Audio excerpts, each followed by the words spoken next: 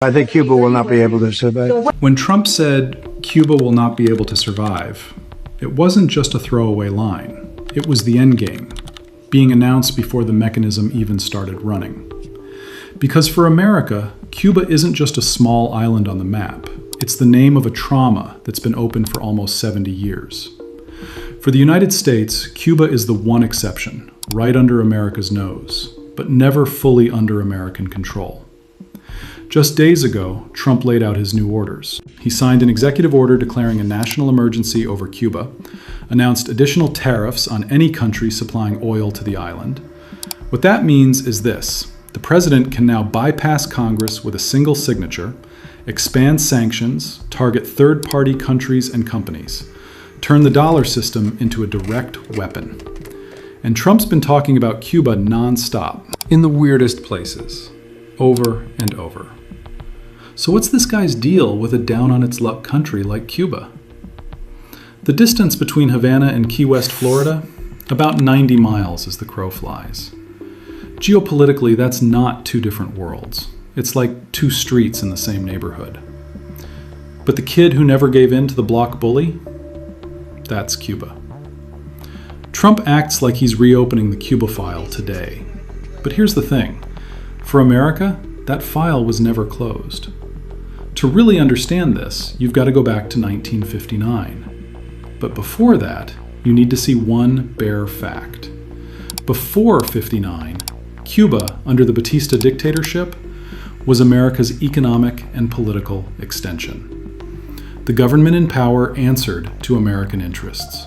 The most fertile farmland, the banks, the tourist hotspots, all in the hands of American companies. Havana wasn't really a capital. It was more like an entertainment, gambling, and money laundering hub that America controlled. The mafia, the casinos, the hotels, the ports, all tangled up with American capital. From America's point of view, the system worked like clockwork. In 1959, what Fidel Castro and his comrades did wasn't just overthrow Batista. It was cutting off America's economic, political, and security grip on Cuba, overnight. Now, normally Fidel Castro and Che Guevara's armed struggle against Batista, the small guerrilla group, outnumbered by Batista's army, ammo shortages, and most importantly, Batista had backing from the US. But the regime was so rotten that Batista's own army didn't want to fight. The people didn't claim the regime as their own, and just like that, the dream of revolution became real. Then the nationalization started. American-owned factories, banks, ports seized. Cuba stopped being a backyard and started acting like an independent player. And that was the real breaking point for America. Because it wasn't just about communism, it was about losing control. In 1961, the CIA trained and armed a force of Cuban exiles and sent the force to invade. This operation is known as the Bay of Pigs. The plan was simple. The exiles land on the island, the people rise up, and the regime collapses within days. America stays officially off the field, pulling strings from behind the curtain. But on the ground, things went sideways. The people didn't rise up. The army didn't fall apart. Fidel Castro's government crushed the landing fast. Air support was weak. The troops got pinned on the beach and scattered within days. Some were killed, others were captured. The operation ended in total failure. For America, this wasn't just a botched op. It was a defeat taken right under America's nose. In front of the whole world, the Cuban regime solidified, and America didn't get what America wanted. Cuba had slipped out of control, and getting Cuba back was going to be a lot harder than Washington thought. What came next fell like dominoes. Just 1 year later, the Cuban Missile Crisis exploded. The Soviet Union placing nuclear missiles in Cuba was the first direct move targeting America, and for a few days, the world stood on the edge of nuclear war. From that moment on, Cuba stopped being just a neighbor or an ideological rival. Cuba was the exception that brought the possibility of nuclear war right to America's doorstep. That experience carved an idea into America's mind. As long as Cuba isn't fully under control, Cuba can generate a potential threat. And because of that logic, the embargo didn't disappear when the Cold War ended. It got harsher. and permanent. The second big breaking point happened in the 90s. When the Soviet Union collapsed, Cuba lost its economic oxygen overnight.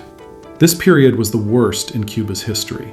Energy, food, imports, nothing. Blackouts, transportation shut down. People lived by daily calorie counts. Instead of collapsing during this time, the regime evolved. More closed, more controlled, but also more pragmatic. A survival reflex kicked in. But the model was fragile, because Cuba, contrary to the romantic narratives, isn't a self-sufficient economy. The real collapse of communism was felt everywhere. About 80% of food needs are met through imports. An energy-dependent island economy couldn't hold that up. The third breaking point was the normalization process between 2014 and 2016. The process that started under Obama. A lot of people read it as the embargo's ending, but it wasn't quite that. Yeah, some things happened. Diplomatic offices opened, some travel restrictions eased, symbolic steps were taken, but it was just a breathing space. The second Trump came in, those openings got shut down fast. Because in Trump's world, the real principle is pressure. Fast forward to today. What Trump's doing now is updating and accelerating that old mechanism. Trump issues an executive order claiming the Cuban government is harming the U.S., supporting hostile countries and transnational organizations. He declares a national emergency. Without dropping a single bomb, without firing a single shot, he's squeezing Cuba. And Cuba is especially vulnerable to this strategy. When fuel flow gets cut, daily life locks up, power outages, production drops, transportation collapses, all of it tied to tourism. And tourism revenue is critical for Cuba. Tourist numbers have dropped hard compared to 2018. Tourism income that once reached a few $billion a year, now it's in disaster territory. Demographics are making the picture even worse. For years, Cuba was described as having 11 million people, but there's been serious erosion recently. Independent sources say the population dropped below 10 million as of 2025. Mass migration, aging, it's happening. So if Cuba's in that kind of shape, why hasn't Cuba fallen yet? The answer's pretty clear. Because the Cuban state has built a society that's been living in a state of emergency psychology for decades. The people don't expect welfare from the state. The people expect a survival organization. And there are concrete signs of that. In Cuba, basic food and fuel have been distributed through a ration system for years. All the problems I listed? Just the normal of life. But at the most critical points, the system kind of works. Cuba's per capita income is below the regional average, but, for example, literacy is close to 99%. Access to basic healthcare is almost universal. Infant mortality rates are lower than many Latin American countries.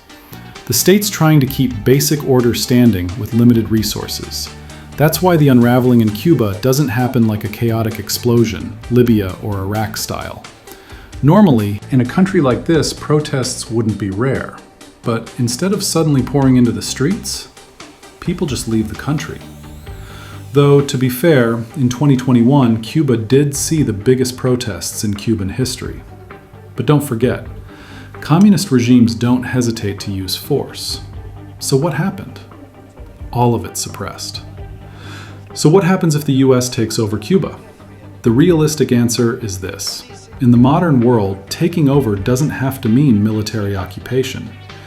You need to understand that first. It's more about economically collapsing a country, creating internal dissolution, and filling the void that emerges under the name of market integration. Cuba, from that angle, is a very tempting bite. The second Cuba gets integrated into the US system, Cuba doesn't just become the other side of Miami. Cuba becomes the real backyard. That gives Trump two things. First, psychological victory. The last symbol of resistance crumbles. Second, economic redistribution. And the final layer is this. Because Cuba is still one of the few remaining communist regimes, in America's eyes, Cuba's not just a geopolitical point. Cuba's an ideological thorn. The last fortress wants to be defended. But realistically, if America really wants to, America can take Cuba. Trump's already got his mindset on it. He talks about Cuba in every statement. That's where things stand. See you next time.